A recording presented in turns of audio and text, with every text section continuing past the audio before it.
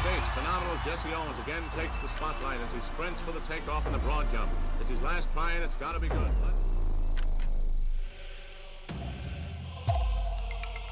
This is Jesse Owens.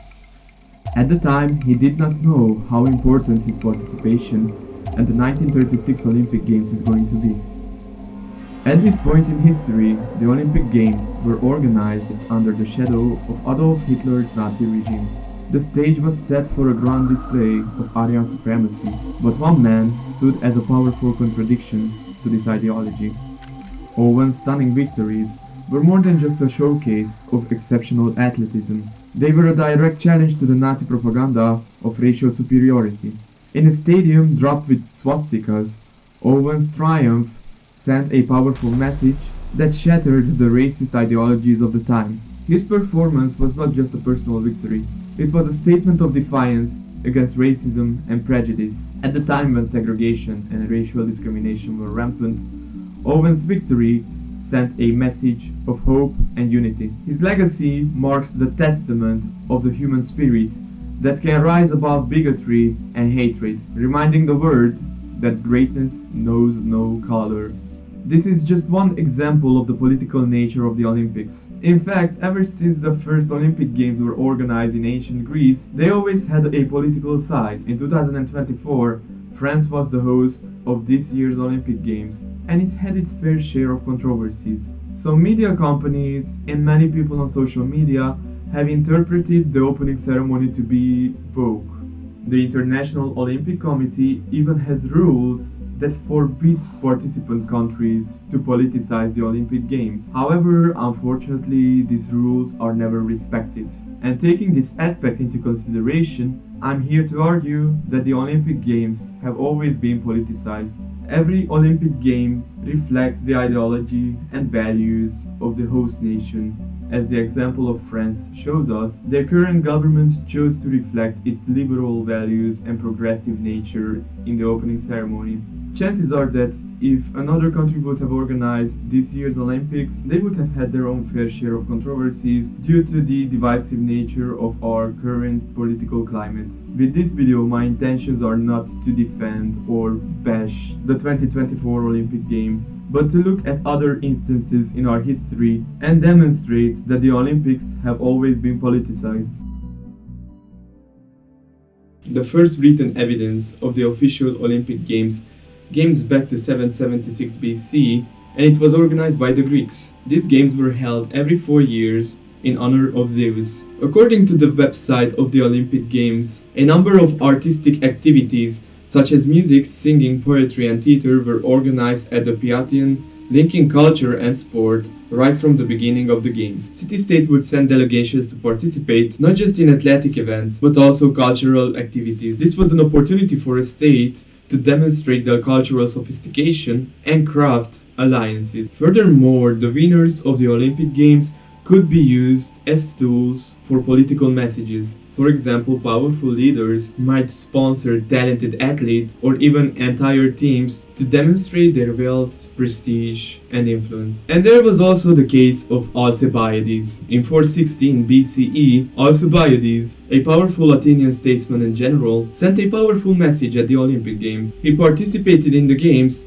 entered with several chariots, sweeping the top 3 positions. This was more than an athletic triumph. It was a bold political maneuver. By showcasing his wealth, talent, and influence, Alcibiades sent a clear message of Athenian and personal strength. His victories were a form of political propaganda, reinforcing both his personal and Athenian dominance over the Peloponnesian War. In 393 AD, the Roman Emperor Theodosius I banned the Olympic Games for religious reasons, claiming that they encouraged paganism. They were not revived until the modern era. Fast forward to 1896, the modern Olympic Games were revived, thanks to the efforts of Pierre de Coubertin. Inspired by the ancient Greek traditions, the first modern Olympic Games were organized in Athens. This marked the beginning of an international sporting event that aimed to bring together sportsmen around the world and encourage unity. The modern games continued every 4 years. While the sporting competition remained the main theme of the games,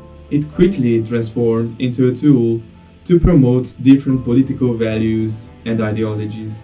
Now that we have learned more about the background of the Olympics, let's take a look at some instances where the politicization of the Olympic Games was taken to another level. But before we arrive to that part of the video, I would like to encourage you to subscribe. Our channel is quite small, and in order to create content more frequently and to improve our quality, we need you. So please don't hesitate and subscribe. The 1980 Moscow Olympics was steeped in ideological tension. Held in the Soviet Union, these games became a focal point of ideological rivalry. The political climate was charged as the Soviet invasion of Afghanistan in December 1979 led to widespread international condemnation. In response, the United States led the boycott of the Games, with 60 countries joining the protest. This boycott was a direct statement against Soviet aggression and a means of exerting political pressure. For the boycotting nations, it was a symbolic stand for human rights and a condemnation of Soviet aggression. Despite the boycott, the Games proceeded, with the participation of numerous countries, though with a notably reduced field. Thus, the Moscow Olympic Games become an emblematic event, reflecting the deep ideological divisions of the era. The absence of many athletes also showcased how the world of politics and sports collide. In response, the Soviet Union and its allies organized alternative competitions, and they also boycotted the LA Olympics 4 years later. The 1976 Montreal Olympics were characterized by significant political controversy. The Games, hosted in Canada, faced an unexpected boycott from 29 African countries. Head toward apartheid-era South Africa, a country banned from international sports due to its segregationist policies. Despite South Africa being excluded from the Olympics since 1964, New Zealand faced no sanctions from the IOC. This led to a strong protest from African nations demanding the exclusion of New Zealand. When the IOC refused, these African nations withdrew, marking a protest against apartheid and highlighting the struggle for racial equality around the world. The 2008 Beijing Olympics were a landmark event for China, serving as a global stage to demonstrate their economic growth and emerging status as a world power. For China, hosting the Olympics was not just a sporting event, it was a strategic opportunity to project their economic and political clout. The Games featured breathtaking ceremonies, state-of-the-art venues, and impressive infrastructure projects. The event drew global attention to China, highlighting its capacity to organize a major event with efficiency and grandeur. Moreover, the Beijing Olympics was a platform for China to project its soft power. Through the Games, China promoted its rich history and culture, while also emphasizing its vision of a harmonious global community.